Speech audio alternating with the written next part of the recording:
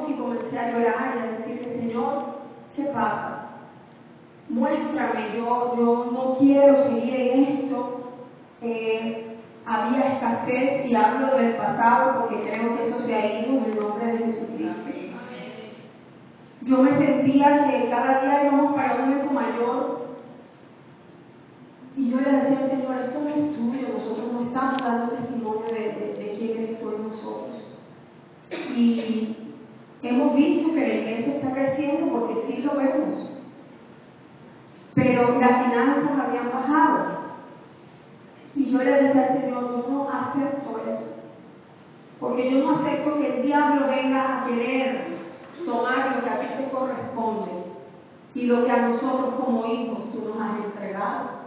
Y yo tenía mi lucha interna y peleaba con mi esposo y le decía, esto no es testimonio, esto nosotros no estamos dando lo que deberíamos darle a los demás como testimonio, y eso era una lucha todos los días.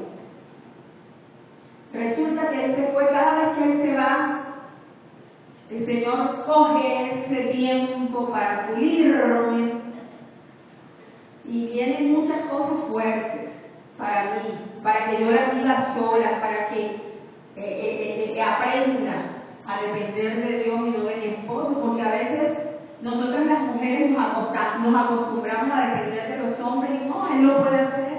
No, cierto, Mayeli, ahora que estás casada, uno, ay mi amor, hazlo tú, ay mi amor, pero tú lo puedes ir a hacer.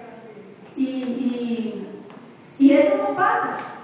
Pero cuando ellos se van y estamos solos, y sobre todo en un tiempo que yo sentía que se iba, pero yo sabía que era Dios llevándoselo, pero en mi interior había una lucha tremenda. Y resulta que comenzamos a orar y viene David y me dice, mire pastora, tuve un sueño. Y cuando él me dice eso, yo sentía que era el Espíritu Santo que me iba a hablar. Yo sabía que era algo que Dios iba a responder a mi oración, pero también sabía que me iba a sacar las orejas. Y yo le dije, bueno, a ver, cuéntame, ¿qué pasó? ¿Cuál es el sueño? Me dijo, había dos ejércitos. Estaba un ejército bueno y un ejército malo. El ejército bueno estaba en un sitio, estaba en su, digámoslo así, en su fortaleza, pero estaba dormido. Y el ejército malo entraba y salía, comía de lo que tenía el ejército bueno dentro de esa fortaleza y bebía, y salía cada vez que quería y entraba cada vez que quería. Y los del ejército bueno no se despertaba, estaba dormido. Cuando él me dice eso, a mí se me estremeció el espíritu de una manera tremenda. Y yo dije, aquí está hablando Dios. Y le he dicho a él, blanco es, la gallina lo pone, y contesta Santiago por allá, el frito se come. Y efectivamente, yo ese día me fui con esos revueltos en mi espíritu, el Señor queriendo hacer, y yo le decía, dime qué está pasando, porque sí, estamos dormidos ya. Eso es verdad. Tú nos estás diciendo que estamos dormidos. ¿Cuál? Háblanos, porque hay potestades, hay principados que están en contra de nosotros. Y tenemos que saber cuáles son esos principados para poder desarraigarnos. Y ya yo venía orando por ciertas cosas que Dios me venía mostrando, pero no había sido radical, y había que ser radical para desarraigar. Al día siguiente yo cité a 2 o 3 personas y nos vinimos a orar y comenzamos, porque el Señor me decía, han estado sitiados. Y cuando Él me habla del sitio, el sitio es algo terrible, y ahorita les explico qué es el sitio. Cuando el Señor me habla del sitio, yo digo, uy, qué cosa tan terrible. Entonces me decía, están sitiados, pero no han podido entrar. Pero lo que quieren es entrar, ustedes han abierto puertas. Y yo le preguntaba al Señor cuál era la puerta. Yo le decía, yo sigo orando, yo sigo buscando tu presencia, estoy allí, ¿qué pasa? Y el Señor me decía, pero has descuidado lo que yo te entregué, el altar. Y yo dije, bueno, yo soy de las que siento que oro evangelismo, allí oro, allí peleo, allí guerreo, allí hago de todo. Pero el Señor no me quiere allá, me quiere aquí. O por lo menos que esté un rato allá y luego me venga que no deje el altar solo. Y yo me vine y comenzamos a orar con el grupo que comenzamos. Y el Señor, en la noche, nosotros oramos al mediodía, creo, y en la noche el Señor muestra cuál es el principado que se está moviendo. No les voy a decir el nombre porque esto lo estamos orando internamente y es algo que debemos tener, ¿cómo les explico? Es una estrategia militar que estamos utilizando. Y este principado traía adormecimiento, traía ruinas, traía escasez, todo lo que nosotros hemos estado viviendo en este tiempo. Y me decía mi esposo, definitivamente tú no puedes dejar el altar, porque ellos también me hablaban de esa pastora, nada más comenzó, se levantó usted y el Señor comenzó a mostrar. Ellos no dejan de orar aquí en el altar, pero no es por mí. Lo que pasa es que Dios a cada uno de nosotros nos da una estrategia, y eso que Dios me entregó, y ustedes lo han escuchado a través de muchos profetas, e incluso mi esposo me tiene, cada vez que yo dejo de venir, yo le digo, pero es que estoy orando, pero oro en la casa, y me dicen, no, el Señor te mandó en la iglesia. Y cada vez que yo vengo y oro acá, hay algo que Dios muestra, Dios no deja oculto, pero no es porque soy yo, sino porque Él decidió entregarme la cobertura de oración, la puso sobre mí. Y para bien o para mal mío, yo no puedo descuidar el altar que Dios me entregó. Y hemos comenzado a orar y hemos comenzado a desatar la presencia de Dios aún mayor, y hemos visto cómo el sitio ha ido retrocediendo, cómo el ejército enemigo se ha ido yendo del lugar donde estaba. Y ahora sí entro en materia. Quería darles este pequeño testimonio de lo que habíamos estado viviendo, porque es necesario que todos estemos apercibidos. Porque es que el sitio no es solamente para Said y Mariora, que son los pastores de la iglesia. Cuando una iglesia está sitiada, hay gente dentro. Y los pastores están sitiados, pero también está sitiado los que están dentro, los que se congregan en este lugar. Entonces es para que estemos apercibidos, para que oremos, para que busquemos la presencia del Señor y nos apoyen en oración. ¿Qué es sitiar? Sitiar es cuando un ejército enemigo, hay una fortaleza. En la antigüedad eran fortalezas los que se hacían para defenderse del ejército enemigo. Esos ejércitos enemigos, por lo general, cuando sitiaban, eran muy fuertes y además eran malvados, eran sanguinarios. El ejército de Siria puso estrategias, fueron los primeros terroristas que existieron, el ejército sirio, y ellos sitiaron al pueblo de Israel, y esta gente utilizaban máquinas para quitarles la piel a las personas vivos. Las personas les quitaban su piel, ellos estando vivos todavía. Eran lo más terroristas, y a través de ellos mecanizaron el terrorismo, que es lo que muchos de los terroristas de hoy, desde esa época, comenzaron a ver y comenzaron a vivir. Bueno, el sitio, cuando hay un sitio en un lugar, es porque ha llegado un ejército, ha rodeado esas murallas para impedir que los que están dentro de ese ejército, dentro de esa muralla, salgan o entre cualquier persona que venga a traer comida, bebida o lo que se requiere para poder vivir dentro de ese lugar.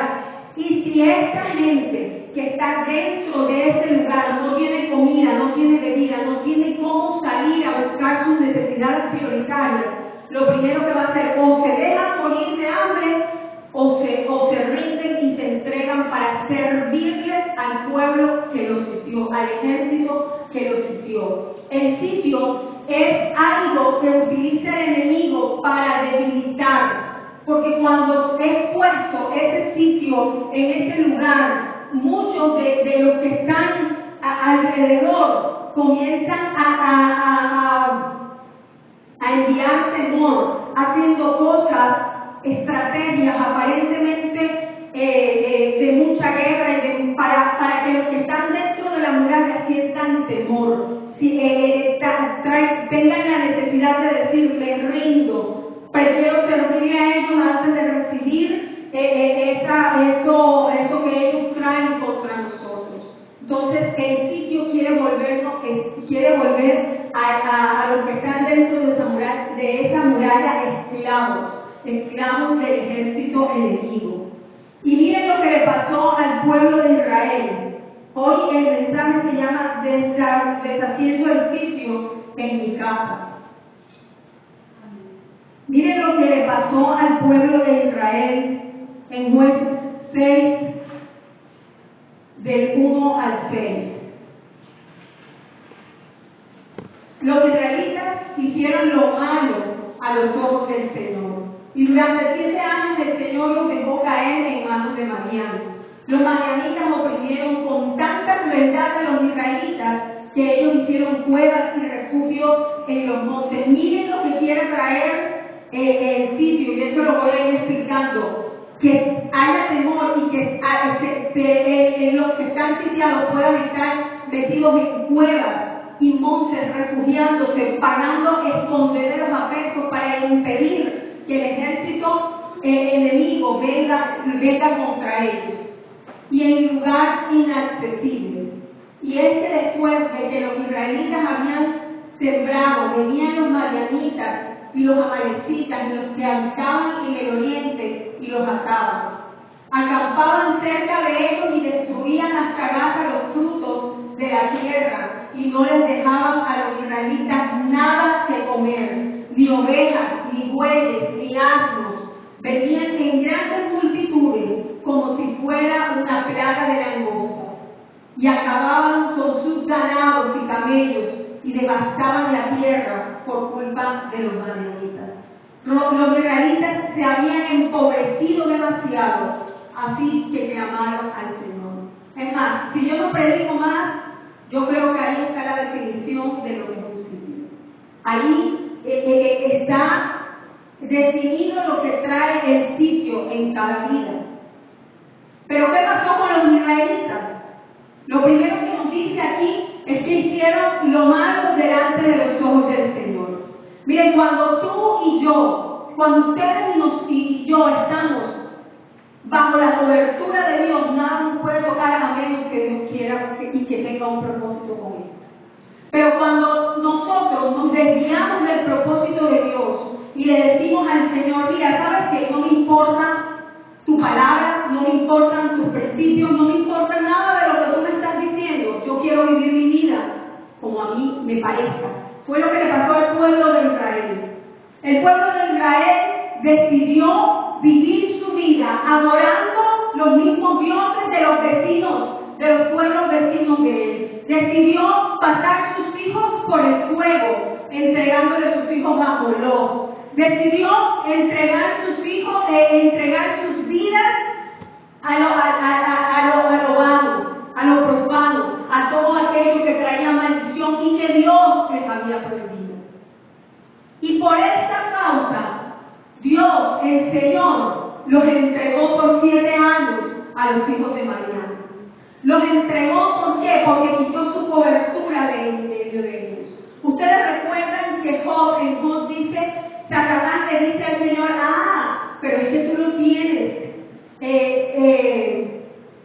cubierto, lo tienes rodeado, lo tienes protegido, porque Job hacía lo agradable a Dios.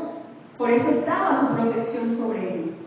Pero el pueblo de Israel había decidido dejar la protección del Señor, quitar la protección de Dios y caminar como ellos querían. Y es lo que Dios nos está hablando aquí. Por eso el sitio viene sobre Israel. Por eso el Señor decide dejar que los enemigos de Israel vengan, porque mientras ellos estuvieron haciendo lo agradable a Dios, nadie podía tocarlos, e incluso le tenían miedo al pueblo de Dios, porque sabían que cualquiera que se enfrentaba, fuera el ejército más grande y más terrorífico que se enfrentara contra el pueblo de Israel, nada los podía tocar.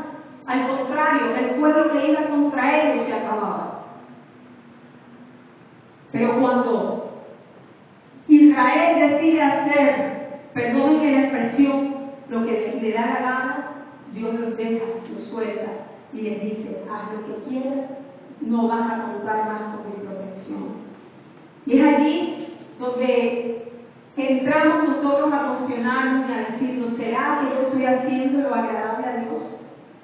¿Será que yo estoy siguiendo los principios que quiere Dios y que su cobertura está sobre mí? Porque hay gente que cree que porque es próspera, porque tiene dinero, porque les va bien en los negocios, porque diezman, porque ofrendan, que ahora tienen todo de parte de Dios. Y eso va más allá que un diezmo y una ofrenda, y eso va más allá que una prosperidad. Porque Dios quiere de nosotros todo. Dios no nos quiere a medias. Dios quiere que nosotros entreguemos nuestra vida entera a Él, solo a Él. ¿Y qué busca este sitio? ¿Qué buscaba el pueblo de Madián, sitiando el pueblo de Israel? Lo primero que hacía era oprimirlo. Y la opresión que trae, pérdida de identidad. Cuando una persona está oprimida, no le interesa quién es. Cuando una persona está oprimida, viene sobre ella dejar que pasen las cosas sin preocuparse por lo que está sucediendo a su alrededor. Y los hijos de Israel, lo único que les interesaba era salvar sus vidas. Ellos no querían mostrarle al mundo: yo soy el Hijo de Dios, este es el pueblo escogido por Dios y Dios nos escogió para que nosotros lleváramos su gloria.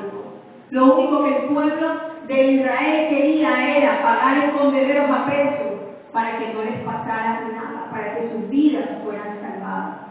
Allí perdieron identidad, allí se olvidaron de quién era su Dios. Allí se olvidaron de quién los había mandado a ser el Dios que los había llamado y los había escogido. Ese Dios que los llamó y los escogió, les dijo: ustedes son mi pueblo y serán luz en medio de todo el mundo y yo glorificaré mi nombre a través de ustedes. Pero aquí no estaba sucediendo eso. Aquí lo único que estaba sucediendo era que ellos tenían temor, que ellos no querían enfrentarse al pueblo de Madián y por eso preferían esconderse. Dios nos llamó a nosotros como reyes y sacerdotes, pero aquel que pierde su identidad se le olvida quién es.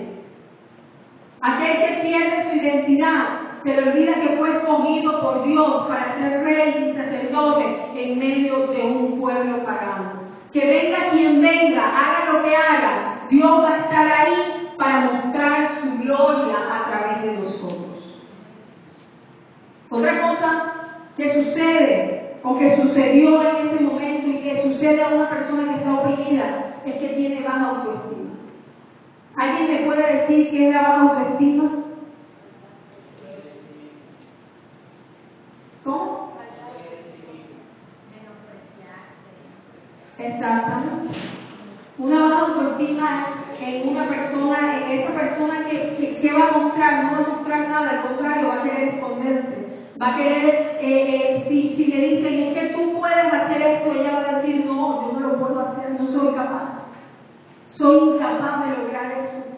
Dios los había llamado al pueblo de Israel con una estima en su lugar preciso, pero ellos le habían bajado de tal forma que se creían que no eran capaces de enfrentar a aquel que venía contra ellos. Esa baja autoestima los llevó a vivir en cuevas, a vivir escondidos. Cuando una persona tiene baja autoestima, no tiene visión, la visión se pierde. Y cualquier bus que tome, ese le va a servir y lo va a llevar a un destino que él no sabe para dónde va, pero le sirve porque no tiene visión, no tiene una visión de vida. Una de las cosas que yo hoy por hoy veo en los jóvenes, que tú les preguntas: ¿qué quieres hacer? No sé. ¿Y hacia dónde vas? No sé. No hay visión de vida. Yo recuerdo que cuando yo estaba en bachillerato, a mí me preguntaban: ¿qué quieres estudiar? Y yo tenía definido qué quería estudiar, para dónde iba, qué quería hacer, cómo lo iba a desarrollar. Hoy en día los jóvenes se limitan a hacer lo que hacen porque les enseñan, pero no porque ellos se creen capaces. Y no hablo de todos los jóvenes, pero por lo general, eso es lo que sucede. Y vemos gente peleándose, jóvenes en esas pandillas, porque no tienen una visión de vida. Alguien les dijo, mira, aquí es la única forma que alguien te ame, que te metas a esta pandilla y tú a mí te vas a sentir amado, pero eso sí, tienes que ir y pelear y matar y destruir todo lo que se te atraviese por delante. Ah, bueno, yo voy. Porque para ellos eso es perfecto. Y dentro de las casas, dentro de los hogares, se ha perdido esa visión de vida. A los hijos no se les enseña quiénes son. A los hijos no se les enseña a qué fueron llamados. ¿Cuál es la posición de ellos como hijos? Muchos de los hijos de los hogares no saben quiénes son y tú les preguntas. Mira, en los colegios a los niños les preguntan, ¿y tu mamá y tu papá? Ah, no sé, pastor, o no sé, ella está trabajando o él está trabajando. ¿Pero por qué no trajiste la tarea? Porque ella no me ayudó a hacerla, porque ella llegó a trabajar y no les importa si pierden la materia, no les importa qué pase con ellos. Pero es desde los hogares, esta baja autoestima comienza en el hogar. Y cuando tú le entregas a tu hijo y tú le dices y comienzas desde pequeño a darle una visión de vida y a enseñarle hacia dónde quieres ir, qué es lo que quieres hacer, cómo lo quieres lograr, ellos van a ir siendo marcados por esa proyección que se les ha puesto en su vida.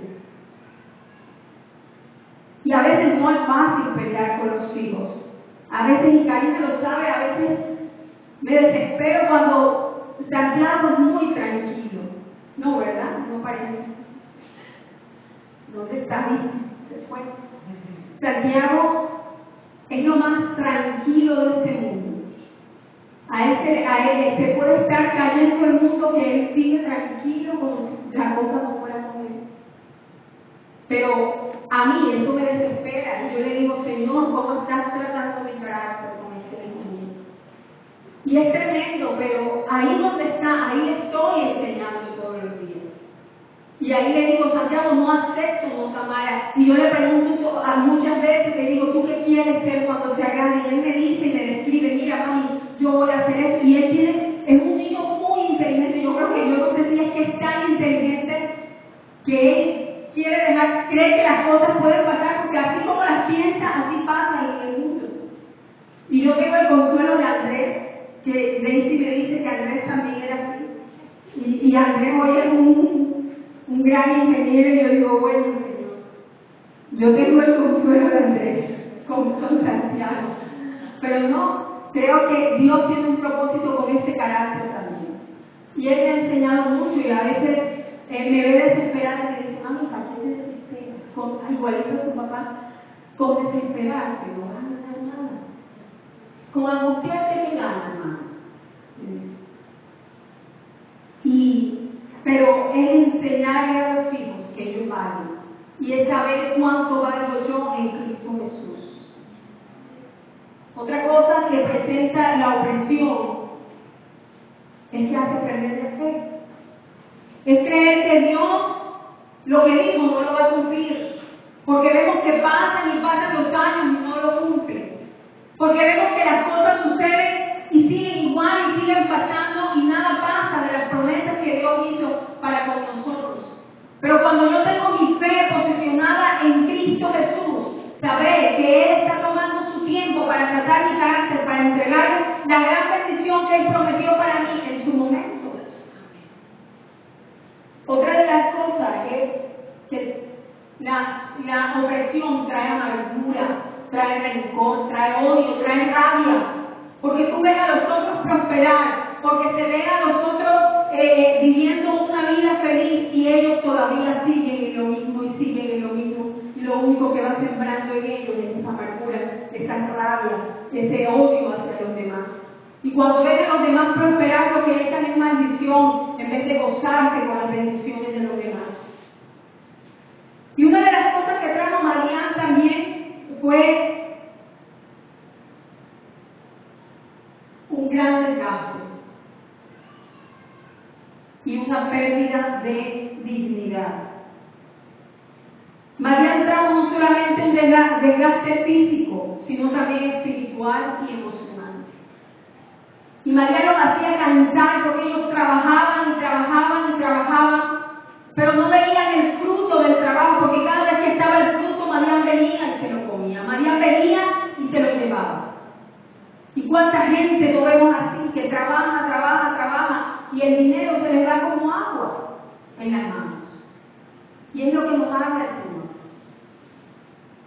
Y ellos perdieron sus ilusiones, porque cuando tú ves que tú trabajas y hay un día que la gente dice, ay no, pero ¿para qué sigo trabajando si ya lo mismo, coja el dinero para ya beber más de lo que entra? Y la gente pierde sus ilusiones, ya no hay fuerzas para seguir adelante, porque hay desgaste físico. Y cuando el desgaste físico viene, hay un desgaste emocional. Y el desgaste emocional trae el desgaste espiritual, y muchas veces esto hace que la gente pierda su dignidad. Y cuando hay un desgaste físico, emocional y espiritual, viene un adormecimiento sobre cada persona. Y lo que trae el adormecimiento, cuando una persona duerme, pierde la conciencia. Y cuando está ese adormecimiento en cada vida, si se pierde la conciencia, se pierde todo. Y ya no hay más nada que hacer.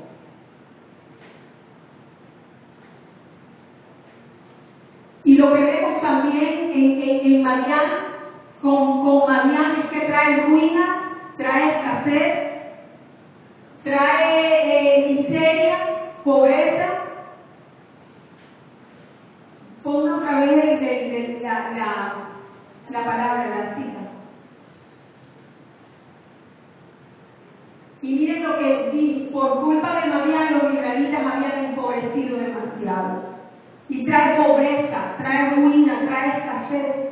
No hay dinero, nunca hay para comprar, nunca hay para prosperar, nunca hay para pagar, nunca hay para disfrutar. Porque Marián lo quería tener así, porque entre más pobres tuvieran, más ganas de seguir adelante, más ganas de no seguir adelante iban a venir sobre ellos.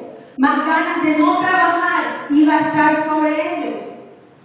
Porque su esfuerzo no valía nada para ellos.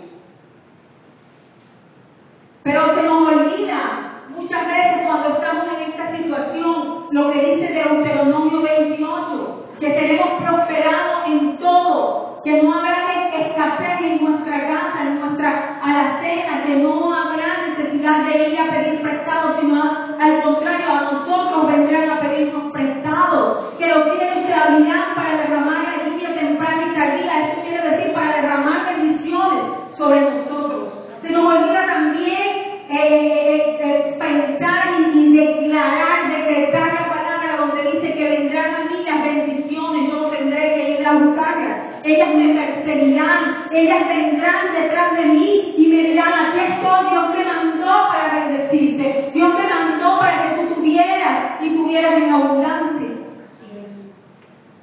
Y eso se nos olvida muchas veces cuando vemos esta clase de situaciones y las vivimos día a día. Y esto, lo de Marián, era un ataque exactamente contra los hijos de Dios. Era un ataque para destruir las ilusiones, la fe, la capacidad para ser productivos. Era un ataque para hacer que los hijos de Dios desaparecieran y no vivieran más lo que Dios quería que vivieran. Y cuando los hijos de Dios abren brechas, esto es lo que viene, todo lo que acabamos de ver. Si en algún momento nos sentimos desanimados a leer la palabra, a orar, a buscar la presencia de Dios, lo más seguro es que haya un sitio en tu vida. Lo más seguro es que Satanás te haya pedido para sitiarte. Tal vez tú has abierto brechas y no te has dado cuenta cuál es. Y yo le preguntaba al Señor: ¿y cómo es quitada esta brecha? Lo primero que hicieron los hijos del Señor pone la palabra, la cita. Lo primero que hicieron los hijos del Señor fue que clamaron a Dios. Cuando yo me veo desesperado en esta situación, lo único que me queda es clamar a Dios. Es voltear mi mirada y decirle, Señor, ¿dónde estás? No te veo, no te oigo, mira cómo estoy, mira mi vida, mira mi casa, mira mis hijos, mira mi familia.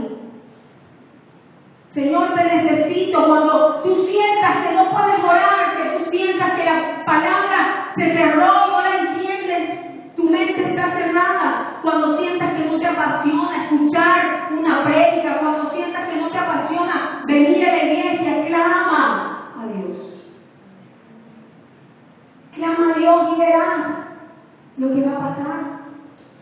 Clama a Dios y Él responderá. Dios les envió un profeta. Dios no les envió enseguida la solución, pero sí les envió un profeta para darles una palabra de bendición. Y les dijo, yo enviaré a alguien que los defienda, yo enviaré a alguien que quite el sitio que había sido puesto en ustedes. Y envió a Gedeón.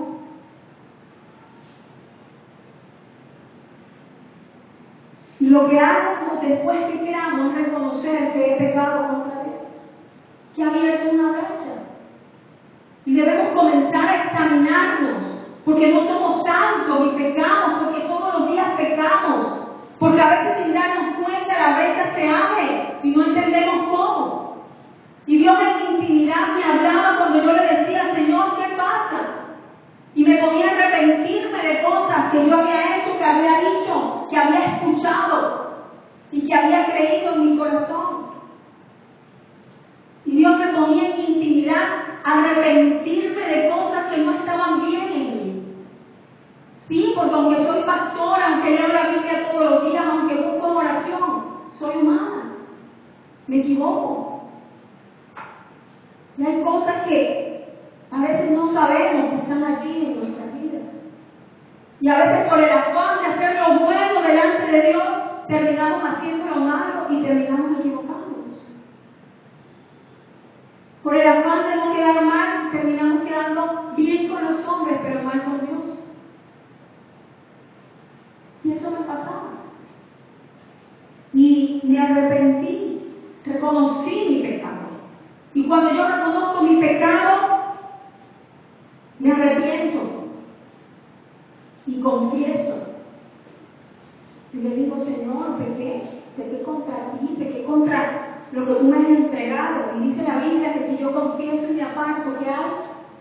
¿Qué viene sobre mí? La misericordia de Dios. Porque el que confiesa y se aparta recibe misericordia, dice el Señor. Y por último, para deshacer el principio de mi vida, es tomar la autoridad que Jesucristo entregó en mi vida. ¿Y cuál es la autoridad? La de hijo. Cuando tú eres hijo, tienes autoridad sobre tu casa. Cuando tú eres hijo, tienes autoridad sobre los bienes que están en tu casa. Cuando tú eres hijo, tienes autoridad sobre cada una de las cosas que hay en tu casa. Y cuando yo soy hijo y tengo autoridad, puedo decirle a lo que está, que no me gusta, que no sirve, que se vaya, que no lo quiero en mi casa, que está ocupando un espacio que no le corresponde, que ha venido a ocupar lo que no es de él, que esto es mío y que ahora mismo le ordeno que se vaya. Y si yo tomo la autoridad para creer cada día y para andar cada día en lo que Dios me ha entregado, te aseguro que bendiciones vendrán. Y no quiero decirte con esto que cuando te sientas desanimado es un sitio, no, a veces nos sentimos desanimados por situaciones que se presentan. Pero lo que no debo dejar es que ese desánimo se posicione en mi vida. Lo que no debo dejar es que cuando yo me sienta que no estoy cómodo con algo, yo decida acomodarme para no incomodarme. Es necesario creer y caminar con lo que Dios me ha entregado. Yo quiero dejarte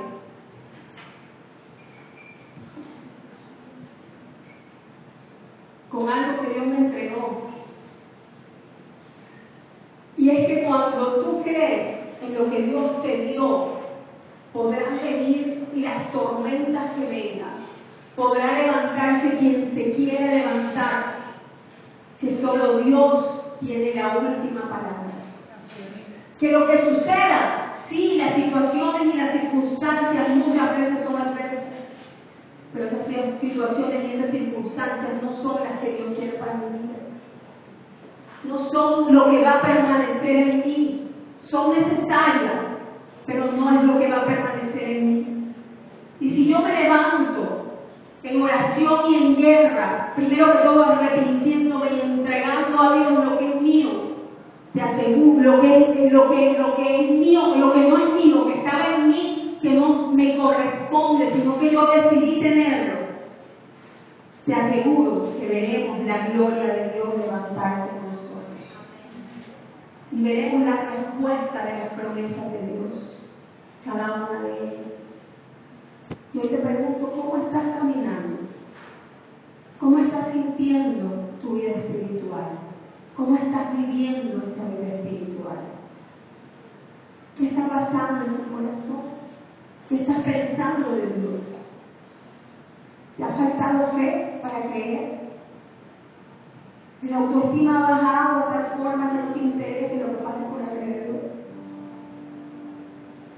No quiero decirte que hay uno que pelea por ti. Hay uno que está peleando. Hay uno que no nos ha abandonado. Que en medio del pecado también está tratando de evitar que caigamos en ese pecado. Y tratando de mostrarnos el camino perfecto. Ahí está Dios. Ahí está Jesucristo, el abogado que tenemos. Para que nos levante en esta mañana, yo quiero que ahí donde estés, hables con Él y le digas: Señor, me equivoqué, me arrepiento. Ayúdame. Quiero levantarme, quiero alcanzar lo que tú tienes para mi vida. Quiero ver tu gloria aún mayor en mi vida. Dile: no quiero vivir de la misericordia, quiero vivir de la gracia tuya, aunque la misericordia es necesaria porque me levanto cada mañana y veo tu creación. Quiero vivir en tu gracia, apartado del pecado, viviendo y conociendo que tú eres el Rey de mi vida, que lo que venga contra mí no podrá acabarme, porque tú te levantas como por el poderoso gigante.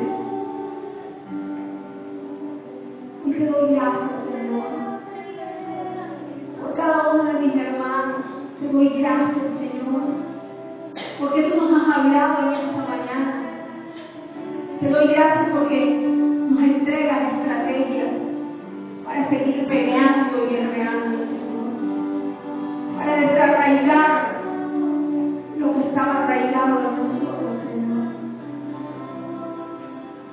Gracias, Padre, por traernos a escuchar tu palabra para poder vivir en ella, Dios. Ayúdanos a no caer. Sosténnos de tu mano, Señor. Que tu protección nunca se vaya de nosotros, Dios. Padre, gracias por cada uno de ellos. Gracias por cada familia aquí representada, Señor. Yo bendigo a mis hermanos. Doy gracias por todo lo que has entregado. Gracias, Señor, te lo bendigo esta semana. Muéstrales tu amor, muéstrales tu verdad. Abre puertas. Y aquellas que estaban cerradas, que han de estar abiertas hoy, las abrimos en el nombre de Jesucristo. Y te pedimos